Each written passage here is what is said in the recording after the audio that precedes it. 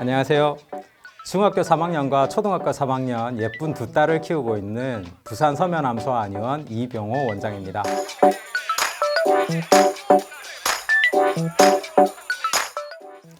예쁜 딸들 키우다 보면 누구나 겪게 되는 사건이 초경이죠.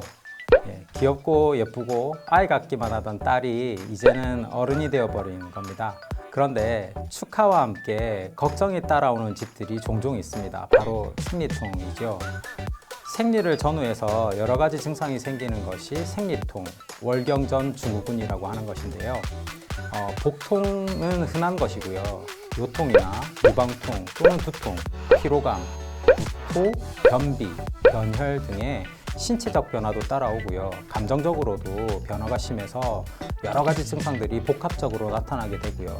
이를 방치했을 때 여성의 경우에 자궁내막증 등으로 추후에 성인이 돼서도 고생을 하게 되는 경우가 많습니다.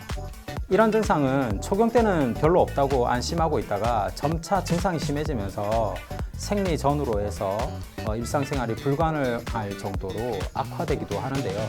그래서 우리 아이들이 초경 때 자궁의 환경을 잘 조절해주고 정상적인 생리를 할 수 있도록 진찰해주고 또 필요하다면 도와주는 것이 필요합니다. 한의학에서는 생리통의 원인을 몇 가지로 분류하고 있는데요. 가장 흔한 원인은 피해균이 모자라는 것입니다. 피해균이 모자라서 자궁 내막을 충분히 형성시키지를 못하게 되면 생리 때 통증이 생기게 되고 생리혈의 양이 적게 되고 덩이가 지는 등의 증상이 생기게 됩니다. 두 번째는 실제로 기력이 빠져서인데요. 기력이 빠지면 자궁 내막 형성이 덜 된 상태에서 탈락이 일어나게 돼서 생리 주기가 짧아진다거나 또는 자궁 내막의 형성이 너무 느리게 일어나서 생리 주기가 오히려 너무 길어질 수도 있습니다. 생리 불순에 시달리게 되고요. 세 번째는 나쁜 피가 고이게 되는 것인데요. 이렇게 되면 극심한 통증이 따라옵니다. 복통과 요통과 골반통, 방사통들이 따라오게 되고요. 심한 경우에는 객혈을 하는 경우도 생길 수 있습니다.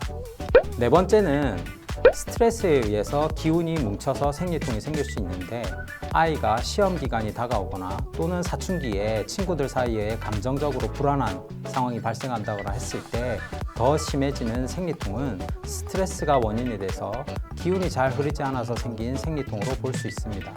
초경을 시작하게 되면 아이의 상태를 진찰해 보시고 아이 상황에 맞게 생리통을 예방하면서 아이의 육체적, 정서적 성장을 축하해 주는 것이 좋겠고요. 어른들도 생리통 때문에 고생하시는 분들이 많습니다. 위에 말씀드렸던 4가지 원인 중에 어떤 것에 속하는지를 한번 확인해 보시고 적극적인 치료를 해 보시는 게 좋겠고요. 한의원에 내원하시면 약물 치료뿐만 아니라 뜸 치료도 병행하면서 자궁을 따뜻하게 해주며 기운 순환을 도와주는 치료를 해 보시는 것이 좋겠습니다.